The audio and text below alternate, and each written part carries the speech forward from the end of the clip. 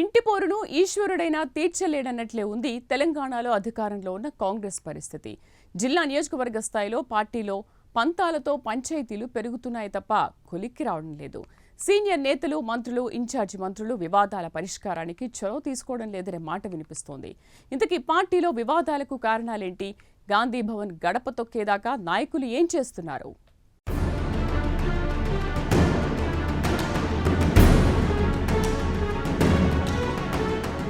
రాజకీయాలన్నాక ఏ పార్టీలోనైనా వివాదాలు సహజం. అయితే కొన్ని పార్టీల్లో ఎప్పుడో ఒకసారి ఏవైనా వివాదాలు తలెత్తుతూ ఉంటాయి. మరికొన్ని పార్టీల్లో అప్పుడప్పుడు వివాదాలు కనిపిస్తూ ఉంటాయి. కానీ కాంగ్రెస్ లో మాత్రం ఎప్పుడూ వివాదాలే. జాతీయ స్థాయిలో పార్టీలో ఎన్ని వివాదాలుంటాయో రాష్ట్ర స్థాయిలోనూ అన్నే వివాదాలుంటాయి. తెలంగాణలో కాంగ్రెస్ పార్టీ వివాదాల చుట్టూ చక్కర్లు కొడుతోంది. ఒక ఇష్యూ సద్దుమణిగింది అనుకునే లోపే మరో వివాదం గాంధీ భవన్ మెట్ల దగ్గరికి చేరుకుంటోంది. జిల్లా స్థాయిలోనే ఈ సమస్యలు ఎందుకు పరిష్కారం కావడం లేదనే చర్చ ఇప్పుడు పార్టీ వర్గాల్లో జరుగుతోంది.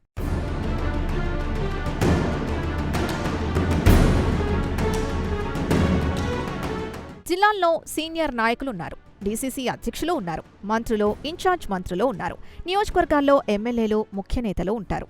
అయినా వారందర్నీ దాటుకుని పార్టీ అంతర్గత సమస్యలో చలో గాంధీ భవన్ అంటున్నాయి. ఇటీవల జహీరాబాద్ నియోజకవర్గం నేతలు, కార్యకర్తలు గాంధీ భవన్కి వచ్చి నిరసనకు దిగారు. జహీరాబాద్ అసెంబ్లీ నియోజకవర్గం నుంచి కాంగ్రెస్ అభ్యర్థిగా పోటీ చేసిన చంద్రశేఖర్ నియోజకవర్గంలో ఏళ్లుగా పనిచేస్తున్న కాంగ్రెస్ నాయకులకు కాకుండా సొంత వర్గానికి బీఆర్ఎస్ నుంచి వచ్చిన వారికి పదవులు ఇచ్చేస్తున్నారని నేతలు ఆరోపిస్తున్నారు. నియోజకవర్గ ఇన్ఛార్జ్ బాధ్యతల నుంచి ఆయన్ని తప్పించాలని గాంధీ భవన్ మెట్లపై నిరసన తెలిపారు. చంద్రశేఖర్ నిజానికి జహీరాబాద్ నియోజకవర్గ లోకల్ అభ్యర్థి కాదు. 2023 అసెంబ్లీ ఎన్నికల్లో మాజీ మంత్రి గీతారెడ్డి ఆరోగ్యం బాగోలేకపోవడంతో చంద్రశేఖర్కి అవకాశం ఇచ్చింది పార్టీ అధిష్టానం. దీంతో నియోజకవర్గంపై పట్టు లేకపోవడం, పార్టీ సీనియర్లకు కాకుండా తనకి దగ్గరగా ఉన్నవారికి పదవులివ్వడంతో వివాదం మొదలైంది.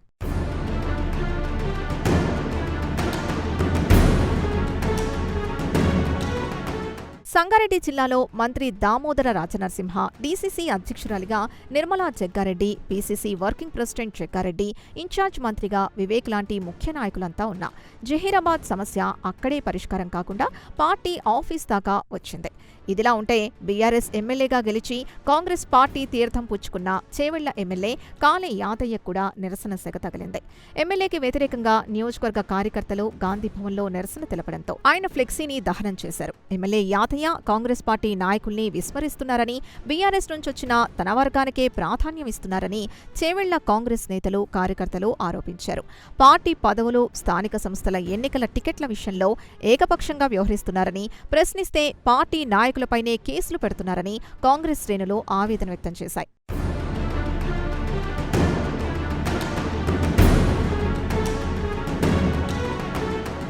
తుంగతుర్తి నియోజకవర్గ కాంగ్రెస్లో రేగిన తుఫాన్ కూడా గాంధీ భవన్కి చేరింది. కాంగ్రెస్ ఎమ్మెల్యే మందుల సామేల్ మండల అధ్యక్ష పదవులు బీఆర్ఎస్ నుంచి వచ్చిన తన వర్గానికి ఇస్తున్నారని, కాంగ్రెస్ నేతలు, కార్యకర్తలపై కేసులు పెడుతున్నారని ఆయన వ్యతిరేక వర్గం నిరసనకు దిగింది. మండల అధ్యక్ష పదవుల నియామకాన్ని రద్దు చేయాలని తుంగతుర్తి కాంగ్రెస్ అసమ్మతి నేతలు డిమాండ్ చేశారు. MP Chamala Kiran Kumar Reddy versus MLA మందుల సామేల్ వార్గా తుంగతుర్తి కాంగ్రెస్ రాజకీయం మారుతోంది. జిల్లాలో ఇద్దరు సీనియర్ మంత్రులు, సీనియర్ నాయకులు, ఇన్ఛార్జ్ మంత్రులు వారి పరిధిలో సమస్య పరిష్కారం కాలేదు. దీంతో చివరికి తుంగతుర్తి కాంగ్రెస్ వర్గపోరు గాంధీ భవన్కే చేరింది.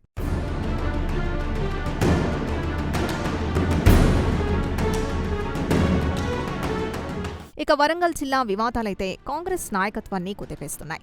మంత్రి కొండా సురేఖ వర్సెస్ ఎమ్మెల్యే కడియం శ్రీహరి వారొకవైపు, మరోవైపు కొండా మురళి వర్సెస్ ఉమ్మడి జిల్లా ఎమ్మెల్యేల మధ్య వివాదాలు గాంధీ భవన్కి చేరాయి.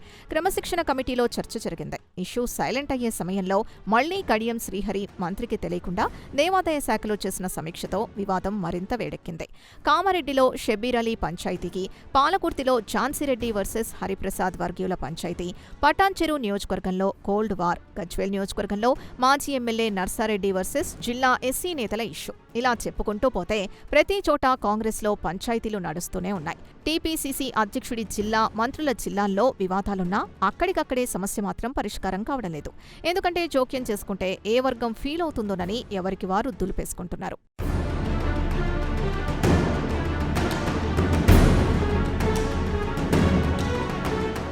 జిల్లాల్లో పార్టీ నేతల మధ్య వివాదాల పరిష్కారానికి పీసీసీ కమిటీ వేసినా చర్చలు జరిపి తాత్కాలికంగా సర్దుకుపోయేలా చేస్తున్నారే తప్ప ఇష్యూకి పూర్తిగా ఫుల్ స్టాప్ మాత్రం పెట్టలేకపోతున్నారు. మరో 2 ఏళ్లైతే ఎన్నికల సమరం మొదలవుతుంది.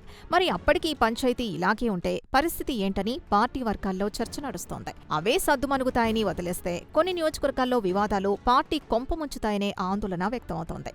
ఇప్పటికైనా పీసీసీ వర్గపోరుపై, నేతల వివాదాలపై సీరియస్గా దృష్టి పెట్టి ఎన్నికల సమయానికి ఎలాంటి వివాదాలు లేకుండా చూడాలని పార్టీ శ్రేణులు కోరుకుంటున్నాయి. చూడాలి మరి వివాదాల విషయంలో పార్టీ నాయకత్వం ఎలా ముందుకు వెళ్తుందో.